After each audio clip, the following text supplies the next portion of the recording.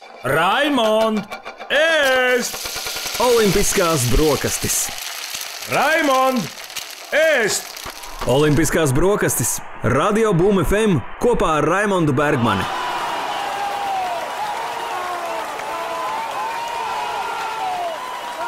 Labrīt, labdien, labvakar.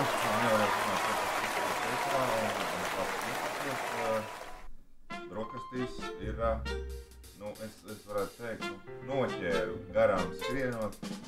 Olimpisko medaļniece Ingrīda Amontova. Labrīt, labdien, labvakar. Labrīt, labdien, labvakar. Tu nemaz nezini, kāpēc tu esi uzaicināts ciemos, ja? Noteikti nē.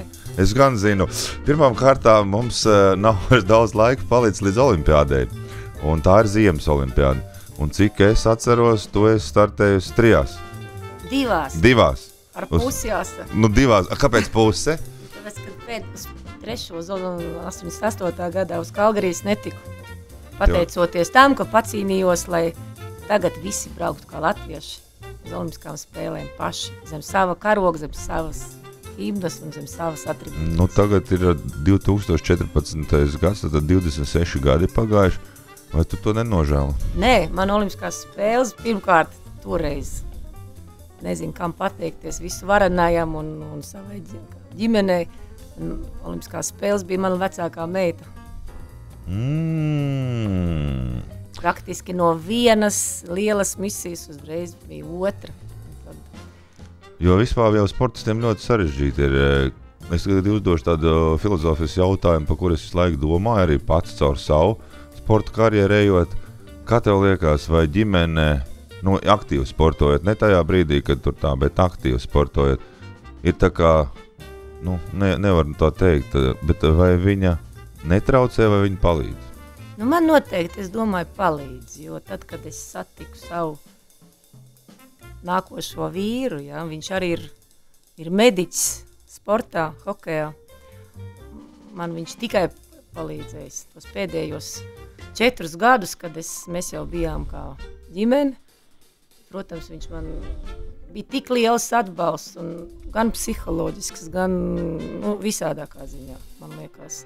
Jo tā kā viņš man saprata un palīdzēja. Labi, tad es vienkārši mētāšos pa visādām tēmām, bet man patīk tā filozofisko brokastīs, bet parunāt par tādām interesantām lietām, par kurām varbūt nerunāt daudz, jo mums jau tāda stereotipa. Mums ir viss, tas ir sportists, tur tāds rezultāts, tas nav labi nostartējis, tas ir turists un tā tālāk un tā tālāk. Tev ir iespēja salīdzināt, kad bija vieglāk šajā brīdī sportistiem, vai Padomju Savienībā, piemēram, tev atrodoties izlasē? Kāds ir? Man tā, kā lai pareizi, tā arī jāsaka filozofiski, ja? Savā laikā mēs, kad startējām, mēs strādājām, mums vajadzēja būt tikai programmai, un mums bija viss gatavs. Man nebija ne par ko jādomā. Nekur man nebija finanses trūks, netrūks. Es gāju, darīju, man tikai vajadzēja darīt, gribēt. Tagad, man liekas, pa priekšu ir jāskatās programma, tu saraksti viens, tev ir jāskatās arī, lai tev visur ir līdzekļi, vai tu visur vari finansiāli to visu atļauties, vai tu nevari. Tur vari aizbraukt. Agrāk es braucu pa visām trasēm, vai tās bija mākslīgās vai dabīgās, Padomju Savienībā, krustu šērs izbraucām, un citiem bija gods ar mani kopā trenēties, jau ka man parādījās rezultāti, bet līdz tam atkal man bija gods ar vienu, ar otru, trešo komandu startēt un braukt trenēties un paņemt no katra arī trenera to, kas man vajadzīgs. Tagad es tādas iespējas tik plašas neredzu, ja tā godīgi jāsaka. Ja? Toreiz mums bija tātad inventārs tāds, kāds viņš bija, un skatījāmies, tad tagad ir īpaši pie viņa jāpiestrādā jebkurai komandai, un ir īpaši, ja brauc uz olimpiskām spēlēm, ja viņām ir es uzskatu, pat šobrīd būs viens no izšķirošākajiem momentiem, kā tev ir tā tehnika, kā tev ir tā slīda, vai viņa tev slīd, vai viņa tev neslīd, kāds tev asums, kāds tev leņķis un tā tālāk. Šausmīgi daudz dažādas nianses, pa kurām es agrāk braucot pat īpaši neaizdomājos. Man bija jābūt spēcīgam startam, ko es arī varēju izdarīt un atļauties uz savu nemitīgo darbu. Bet vai citu izlašu dalībnieki tagad arī paši nodarbojās ar kamanu sagatavošanu? Jo man liekas, ka, piemēram, Krievijas izlasēs redzēja, viņiem ir itāļu treneris vecākais, viņš rūpējās par kamanām, visu tur pētas, katra labo dara, un viņiem arī tikai ar vienu vēl tā kā no Padomju Savienības palicis, ka tikai jābrauc, laikam. Nu, lielākoties, ja laikam tā ir, bet, nu, ja tu gribi normāli forši nobraukt, nostartēt, es domāju, ka tev tā kamana jāpārzina. Uz olimpiskām spēlēm es pati savu slidu taisīju 8 stundas no vietas katru dienu. Man bija, mums bija valdes, mums bija it kā abi valdi, gan Tilīgs, gan Ķūcis, kas arī šobrīd taisa. Viņiem ir firma Fiberglas, kur mums taisa kamanas tieši bērniem, jauniešiem, joprojām. Cernikavā ir tāda rūpnīca Fiberglas, un visai pasaulē viņš taisa joprojām tās jauniešu kamanas. Mēs par to baigi nerunājam un nestāstam nevienam, jo mēs jau tad kautrīgi esam. Nu, varbūt, bet praktiski tā joprojām notiek, jo visi jaunieši un arī pat daži juniori brauc tiešām ar valda Fiberglasā ražotām kamanām. Tad man ir jautājums, vai mēs esam izredzētā tauta vai vieta pasaulē, jo no pasaulē ir vairāk kā 200 pāri, 200, olimpiskajā kustībā 204 valstis, bet vispār ir laikam 208 vai 10 vai 11, tur visu laiku mainās, kāda nāk klāt, kāda pazūd. Vai mēs esam izredzētie, jo trašu jau uz pasaules ir tikai 7, kāpēc tieši Latvija? Nu, es gribu teikt izredzētie. Man arī patīk šis vārds izredzētie, jo es tiešām uzskatu, ka latvieši ir īpaša tauta, kas spēja labi domāt, kas ir dvēseliski, ja, kas ir vispār, mēs esam bagāti kā cilvēki paši. Ja.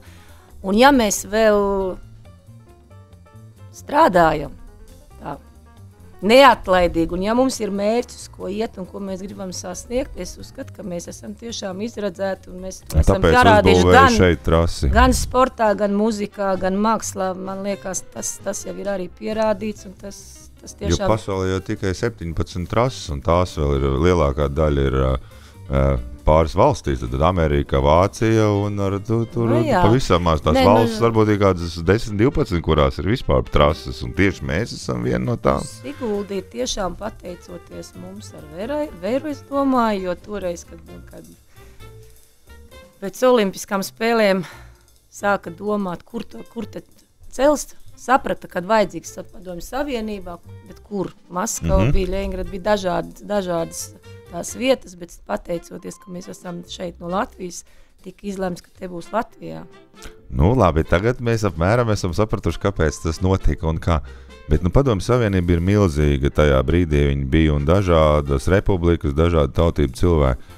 Un nebija problēmas paņemt vienalga no kuras republikas cilvēku, un tagad, kāpēc tieši latviešiem tas padodas? Nepadodās, es nezinu, uzbekiem, kazahiem, lietuviešiem, tiem pašiem igauņiem, kas arī sev uzskata par Ziemas olimpisko spēļu valsti.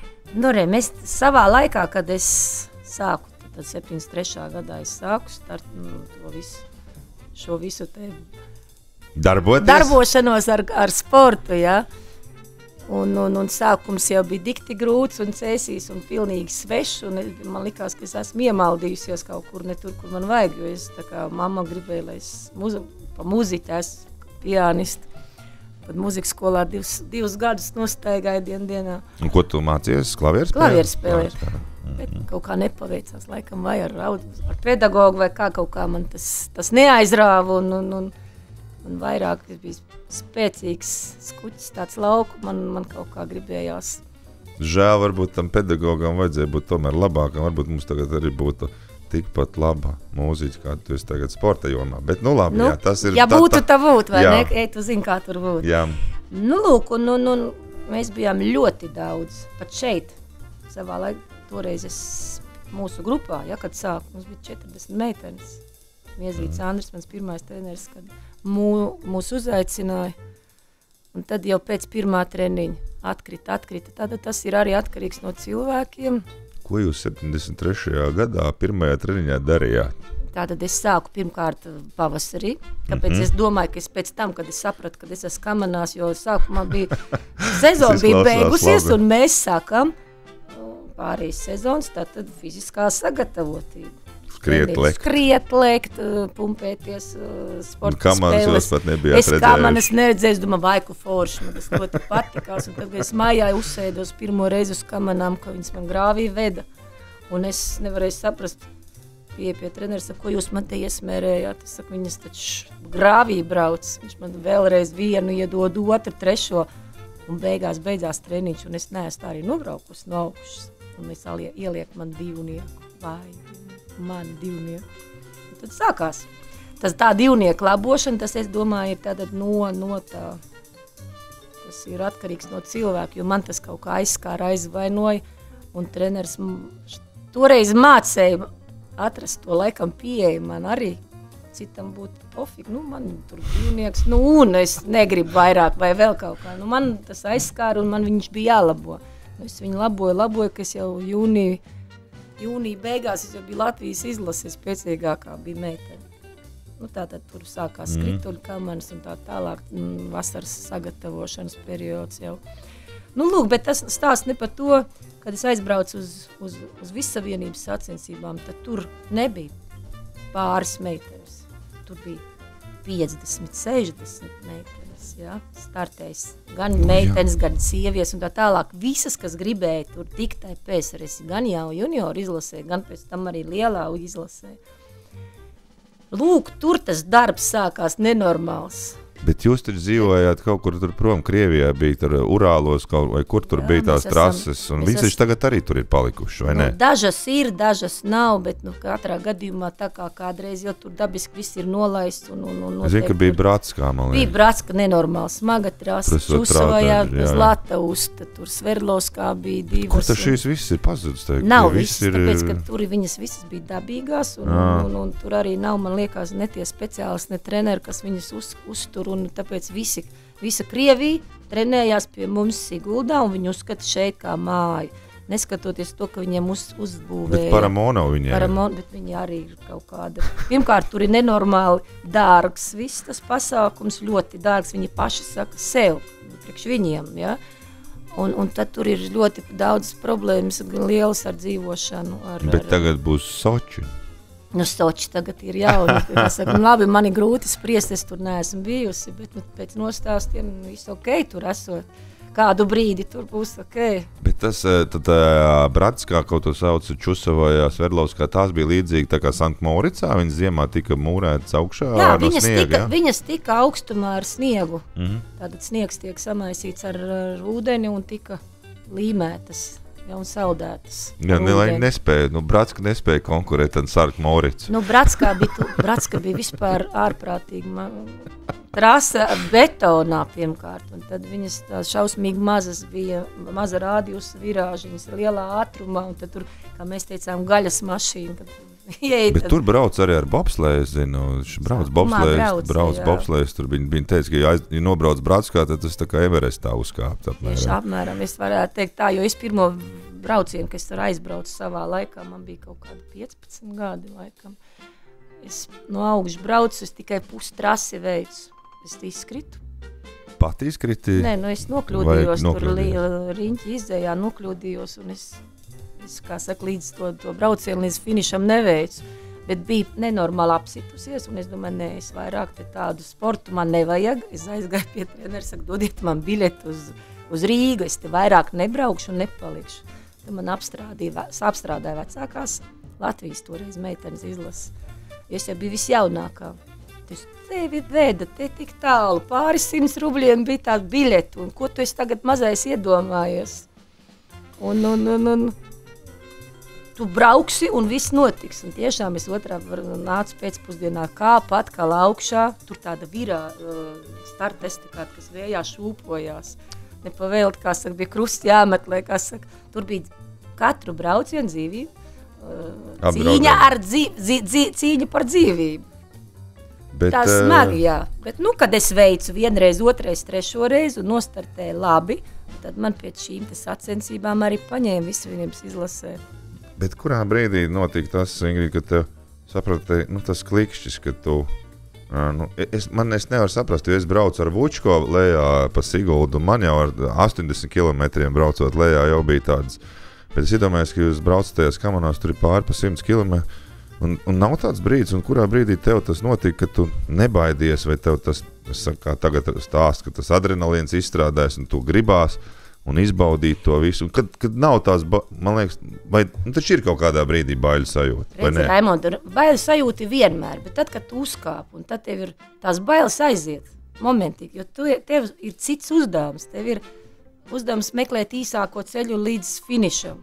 Tev ir tik daudz par visu, ko jādomā, kā tu guli, kāda tev poza, kur tu ieej, kur tu izēji, kur tev jāpiespiež, jo vadam mēs to kamana savu ķermeni. Mums nav tagad ne stūre un bremzes, viss ir mūsu galvā un mūsu augums. Tā kā tur nav laika manā uztverē vairs neko baidīties, un tā, kad tu to esi veicis forši, un kad tev ir izdevies, tad jau ir tas adrenalīns. Kamēr tu tur brauc, es pat neesmu aizdomājusies kaut kāds, Un tad, kad tu biji tik, tajos laikos, un tu aizbrauc uz sveštrasu, kā ir braukt par pirmo reizi pa sveštrasu? Arī tu brauc ļoti uzmanīgi, jo tu esi izstaigājis vienreiz, otrais, trešo reizi. Bet tu tā kā vari sabremzēt to ātrumu, ja?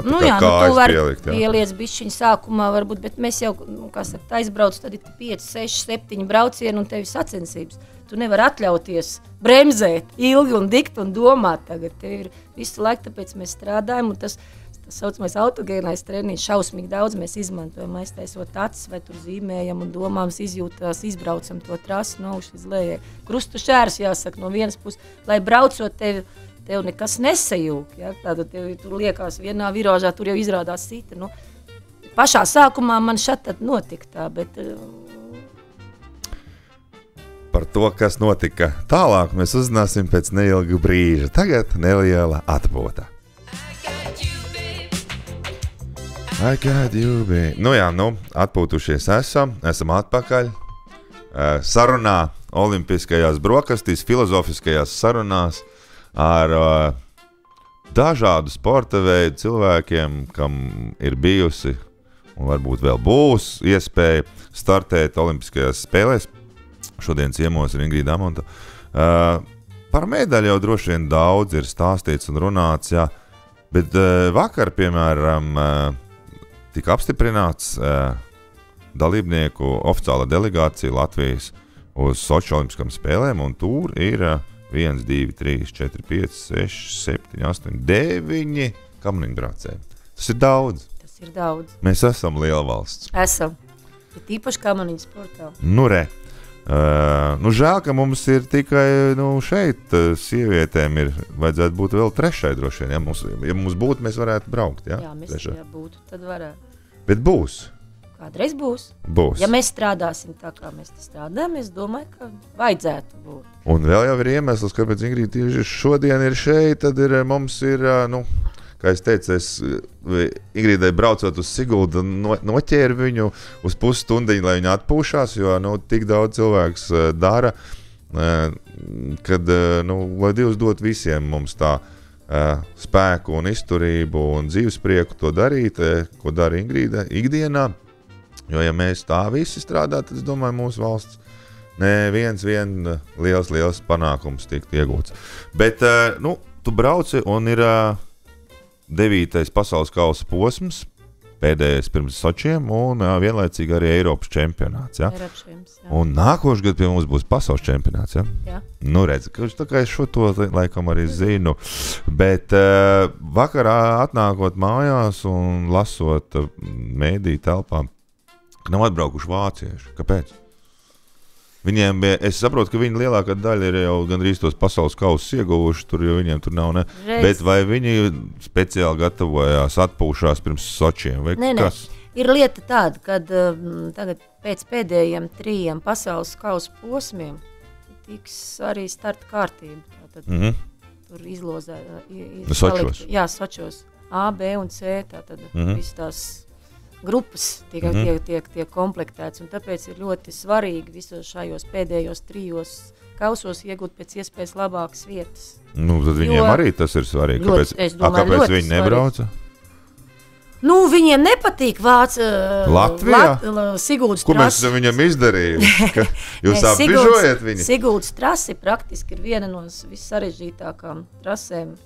Man liekas, pat es teiktu, Ja jauniešiem to es teiktu tiešām vismagākā trasa pasaulē, tāpēc, kad izbraukt viss šīs te virāžas, tur 15, 11, 13, ir nevis diezgan, tāpēc man nav labus tādus, atmiņas ar Vučko braucot, ja, tāpēc, ka es braucu pa sarežģītāko trasi uzreiz. Nē, noteikti, jo īpaši es domāju, ka, ja mēs runājam tiešām no Vīrenes nobraukt bez kļūdām, ātrumā, visur, kā saka, tas nav tik vienkārši.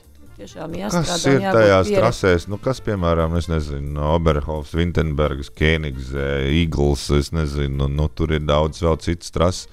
Ar ko tad mēs atšķiramies? Mums ir kaut kāds savādāks tas zīmējums, jo es saprotu, ka Sočos ir uzbūvēts tā, lai bremzētu to lielo ātrumu pēc tās Visleras trases negadījuma, kur arī bija ļoti, ļoti liela ātruma, tad ir uzbūvēts jau pa vidu divreiz tā kā uz kalna augšā. Tieši tā, sāk jau domāt vairāk par drošību, šī trasa jau tagad jau ir no Bet es sapratu, ka ļoti viegli trasi ir Sočos un salīdzinot ar mūsēju, vai ne? Varētu būt, es saku, cik es tā zinu, ja viņas es neesmu bijusi. Jābrauc. Kad jau kādreiz aizbrauks. Jo tu vispār Sočos esi bijis, padomu laiku? Redz, tu vismaz esi Sočos bijis. Mums bija vasarā katreiz jūnijā. Nometnes? Nometnes. Tieši. Kā tur ir Sočos? Ja man izskatās, ka man būs iespēja tur būt. Palmas kur man ir jāiet, kas man ir jāskatās? Jūra. Tad es parasti uz Sočiem mēs braucām pēc olimpiskā cikla mums bija tas mačiem. Krieviski runājoties, Vastaneviķiļnī zbor. Jā, un tad mēs visas cestā pieņēmām tās sērūdeņražu vannas, kas mums dikti dziedēja visai garai sezonai, jo mums jau praktiski savā laikā septembrī, kā sākās sezona, kā aizbraucām uz Oberhofu, tā mēs praktiski tikai martā atgriezāmies. Kāpēc tieši ar Oberhofu sākās vienmēr? Tāpēc, kad bija demokrātiskā Vācija. Pirmā vieta, kur drīkstēja laist no Padomju Savienības. Tad jā, tur bija kaut kādas tādas apmaiņas programmas, te kaut kur viņi brauc slepotāji, un mēs atkal braucām tur. Pie viņiem mums jau tad nebija tās Siguldas. Un kādas tev ir tās sajūtas, kad tu aizbrauc uz ārzemēm Padomju laikā? Mēs aizbraucām it kā jau forši, tur dabiski cits dzīves līmenis, tu visu redzi, un kā saka, vienreiz redzēt, 5 reizes izlasīt vai kaut kā pēc nostāstiem, izbaudīt pats uz savus ādas visu. Bet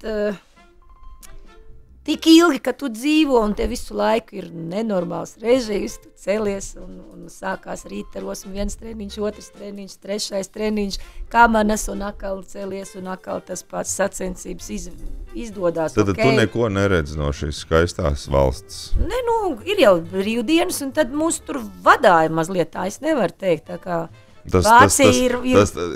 jaunie cilvēki, kas klausās tagad droši vien vadāja tas cilvēks, kurš neskāpēc vienmēr brauca līdzi, tādā plašķītī, vienmēr bija netālu no komandas, skatījās, kur ar ko runā un kas ir. Kādreiz Padomju Savienībā cilvēkiem, sportistiem brauc līdzi cilvēki, kas pieskatīšos pieaugušos cilvēkus, lai viņi kaut ko neizdara sliktu padomju varai. Atļaušos izstāstīt, man bija pirmais izbraukums uz Innsbruku. Bija junior čemps, un izējot pirmo reizi uz starta. Es biju vienīgi. Jā, tu saproti, es biju pārsteigta. Man uz pleca uzsit pirms starta un saka tās Ingrida pomņi za taboj rodina. Un es biju tik šausmīgi pārsteigta. Uzreiz kā man 30 sekundes, un es izraujos un bords viens, otrs ārprāts. Tas bija gan jāraud, gan jāsmējās, tas bija, un tad es teicu, no kurienes viņš pēkšņi uzradās, es saku, man viņš traucē, tad viņus nometa nost, visvairāk, vai viņš nerādījās. Kā tu domā, ja tagad mūsu komandai šeit, tā, kas brauks uz Sočiem, pēkšņi Sočis pienāktu viens klāt un teikt, Ulla, aiz tevis ir dzimtene. Brauc. Nē, tas ir šausmas, vai ne? Bet tādi laiki bija mums, un tam mēs gājām cauri. Jā, bet droši vien daudziem tas liekas tagad nepieņemami un neizprotami, bet tādi tiešām tie laiki bija. Jā. Bet vai vācieši vispār nav atbraukuši pat ar otro sastāvu, vai kas viņi pilnīgi? Nē, vakardien mums jau tikai brauca tie, kas nebija kvalificējušies pasaules kausam. Ja? Mums jau vakar bija treniņš. Šodien sākās jau, es nezinu, var jau būt, ka viņi vēl atbrauc. Otrais sastāvs? Nē, pirmais, es sapratu, viennozīmīgi nebūs. Otrais, jo praktiski viņiem, man liekas, kā viens krītā, otrs, trešais, ceturtais ir vietā. Tā vismaz ir Vācijā, cik es zinu. Savā laikā mēs nenormāli ar viņiem cīnījāmies. Bet ir taču tā pārtrūktā leģendārā sieviešu uzvaras sērija, ja? Nu, bet paklausies, tikko bija Kenigzē. Viena kanādieta tikai visu laiku arī vācietis. Nu, ir jau tagad bet lēnām. Bet tas bija cik tur tos gadus, neviens nebija uzvarējis, un tad beidzot tur kaut ko. Es neatceros, kura no sportistiem pārspēja vienā no posmiem vācietis. Viņš tur, 11 gadus nebija zaudējuši. Nu, praktiski ir tā, kopš jūs aizgājāt ar vēru, tā arī neviens vairs nevarēja uzvarēt. Nē, nu ir jau tā, kad dikti nāk tagad klāt, gan itālietis spēcīgs, austrietis, kanādietis ir spēcīgs. Krievietis. Jā, to, ko es dzirdēju, cik daudz iegulda Krievijam, mēs varētu, mums laikam viss valsts koprodukts nav tik daudz, cik iegulda vienā komandā, bet vācieši tas pats. Bet kāpēc? Tu vari izstāstīt, vai tu vari, es atradu uz to iemeslu, kāpēc tieši vācietis ir tās stiprākās pasaulē un neko nevar izdarīt? Pirmkārt, viņiem jau ir valsts līmenī viss nostādīts. Bet Pirmā klasa. Tas pats Itālijā. No pirmās klases viņiem jau ir kamaniņu sports, ja? Un viņi brauc pamazām, tad viņiem ir milzīga atlase. Mums ir, kas atnāk ar to, es strādāju. Kas paliek pāri, ko nesavāc basketbols, futbols, volejbols, hokejs, florbols. Kuram tiešām ir arī tādi bērņu atnākuši, kas tiešām griba kamanām braukt. Ja? Bet kā atrod kamaniņu braucējs tevi, treneri? Kā atrod kamaniņus? Labi, es saprotu, tur daudz tagad brauc aparjodas bērni, un tie, kas ir kaut kur bijuši tūmā saistījuši vai zinājuši vai kaut kā tā. Galvenokārt jau tā ir, ja? Praktiski tagad paskatīsies visu televīzijā. Tātad masu mēdī mums ir diezgan plaši spēcīgi. Aicinām, cik dienas, kurās dienās būs Eiropas čempionāts? Kas notiks? Piekdien? Piekdien ir sprinta sacensības. Un tad sestdien sākās sievietes, dopeļi. Jā.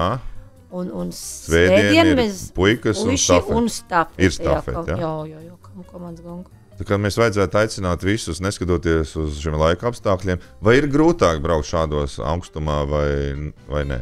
Ledus ir ļoti ātrs un ļoti ciets.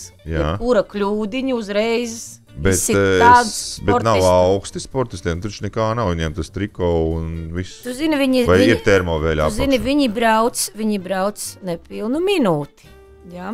Un arī savā laikā, kad es startēju, katrs brauciens, it kā man arī tas pats, es pat olimpiskās spēlēs 80. gadā, tagad nedrīkst braukt ar basām kājām, bet mēs braucām basām kājām, mums bija tādas gumijas, kas nostiep kā balerīnā, mēs sataisījām kolosālas sajūta, mēs jūtu kamenu, ledu. Ar basām kājām tu brauc lejā? Jā, un bremzēju, pēc tam to visu ātrumu, bet es saku, tas attaisnojās.